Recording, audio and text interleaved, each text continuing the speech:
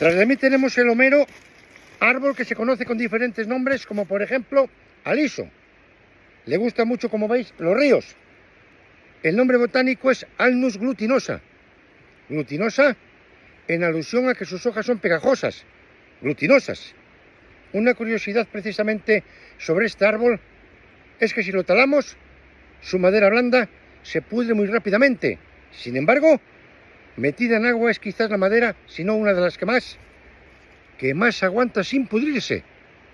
En agua esta madera puede durar muchos, pero muchos años sin llegar a pudrirse. De hecho, recuperando en una mina que me tocó a mí precisamente los carriles, ya una mina que llevaba parada medio siglo, estaban sus traviesas intactas.